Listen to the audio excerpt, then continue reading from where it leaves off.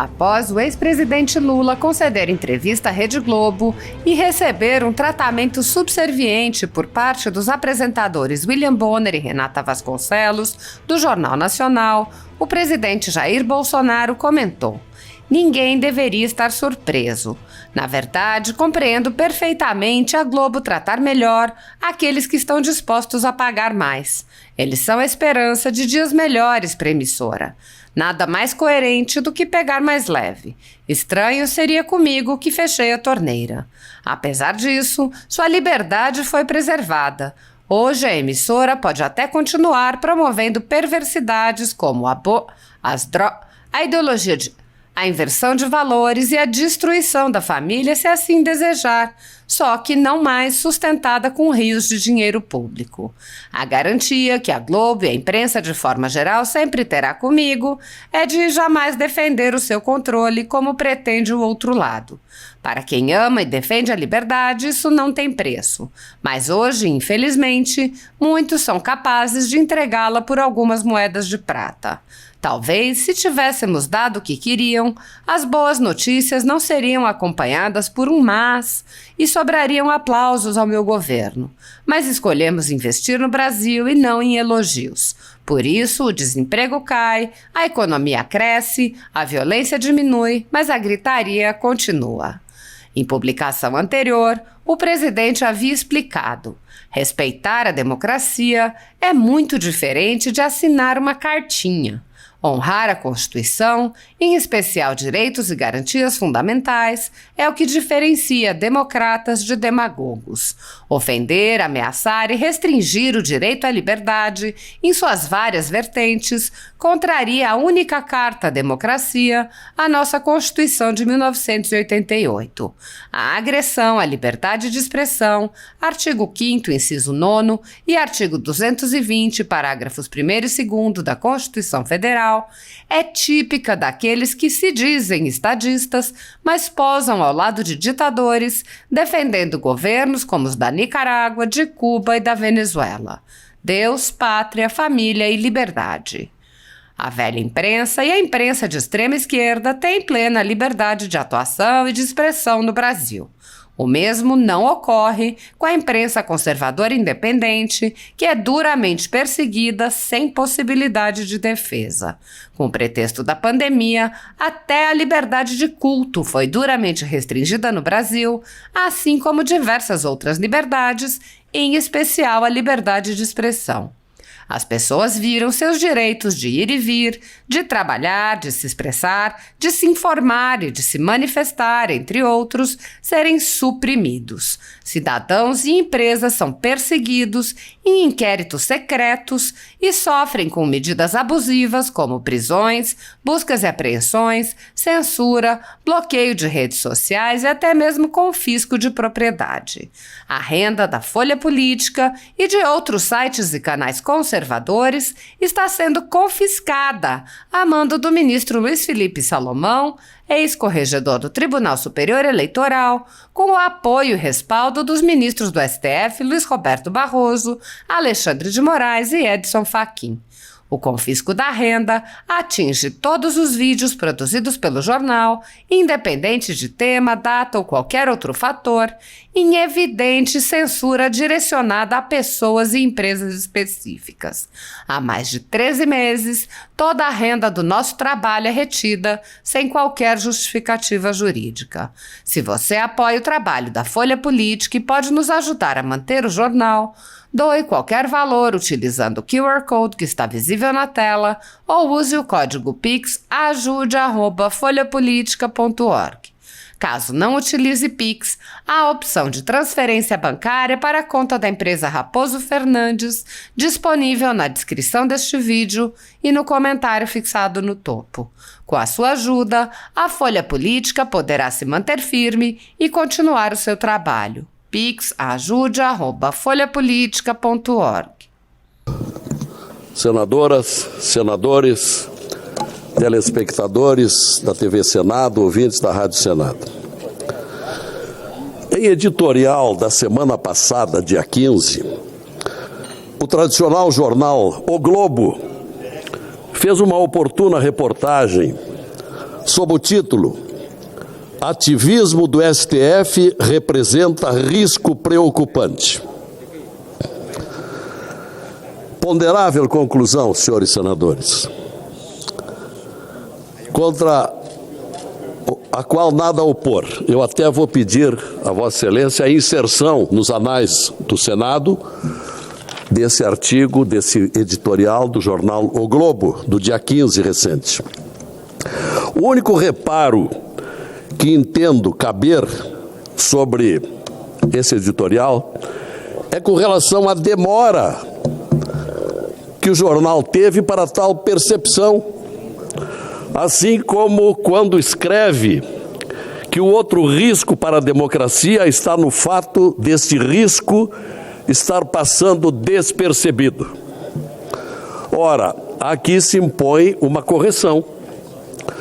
Parece que o Globo não acompanha assiduamente as sessões do Senado, porque aqui há anos verberamos contra os absurdos excessos do Supremo Tribunal Federal. De minha parte, em particular, a constatação é tão intensa e antiga que já ao chegar aqui, em fevereiro de 2015, logo em seguida, em abril daquele mesmo ano, protocolei uma PEC que leva o número 35/2015, propondo mudar o sistema de indicação dos ministros do Supremo, porque o atual sistema incentiva o aparelhamento da Corte, conforme as conveniências do presidente da República em exercício.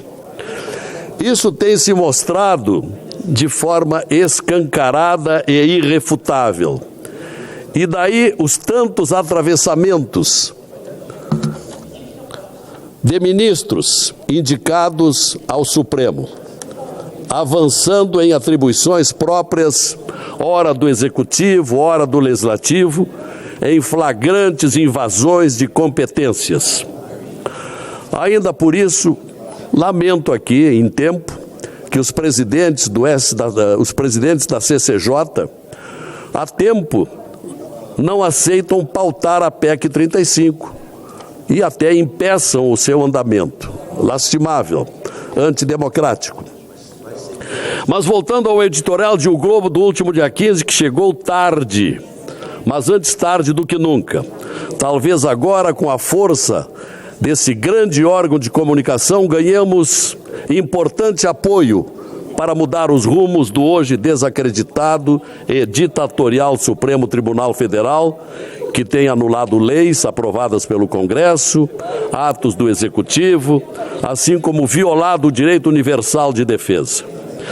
Os fatos comprobatórios são muitos, são conhecidos, aqui, principalmente aqui no Senado. Ministros se dão ao direito de fazer cobranças públicas de ações do governo, assim como falar mal dele em palestras no exterior, como ocorreu não faz muito nas cidades americanas de Austin e Boston. O Supremo alcançou o auge, senhoras e senhores, telespectadores, senadores. O Supremo alcançou o auge das arbitrariedades no famigerado inquérito das fake news, o inquérito 4781, proposto sem participação do Ministério Público e dali até a prisão do deputado Daniel Silveira, passando por cima da inviolabilidade parlamentar e ignorando a atribuição que era da Câmara Federal. Nesse aludido processo, o 4781, o absurdo dos absurdos. A Suprema Corte instaurou o feito se dizendo vítima, partindo, como se sabe, sobejamente se sabe aqui, partindo para investigações, julgamentos, condenações e ordens de prisão. Tudo bem conhecido. Não há paralelo no mundo de... Peço algum tempo a mais, presidente. O caso virou queda de braço de natureza pessoal do ministro Alexandre de Moraes e o presidente da República, que, como se sabe, concedeu o indulto a Daniel Silveira, prisioneiro perseguido pelo ministro. Outro fato, senadores, foi a recente decisão do STF de manter votos de ministros aposentados nos casos em que os julgamentos foram suspensos por pedidos de destaque. Ocorreu aqui um limitador contra os ministros indicados por Bolsonaro, Nunes Marques e André Mendonça. Tal gesto mostra o caráter intransigente do bloco daqueles 7 ministros indicados pelo PT. Assim, senhor presidente, precedentes perigosos estão abertos. Vejamos ainda o caso do cerceamento das operações policiais nas favelas cariocas. Enquanto isso, contraditoriamente, exigiu do Executivo, há poucas semanas, pressa na apuração do desaparecimento do indigenista e do jornalista na Amazônia. Foi outra intromissão. Em meio a tudo isso, ainda o que dizer de uma comissão de juristas, liderada pelo ministro Lewandowski, para propor a revisão da lei do impeachment. Logo quem passou por cima da Constituição quando do afastamento da presidente Dilma, modulando aquela condenação, como todos lembram bem.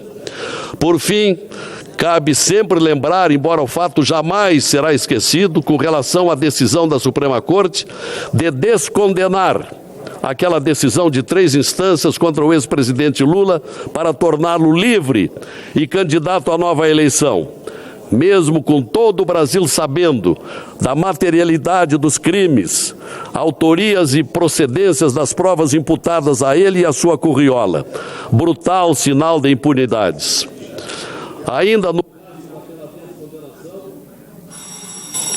Ainda no rastro daquela descondenação, centenas de larápios da Petrobras, do BNDES, dos fundos de pensão e outros órgãos ganharam as ruas para usufruírem das vantagens ilicitamente auferidas.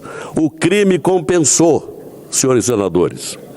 Hoje ainda chegam ao ponto de quererem ressarcimento das multas sofridas.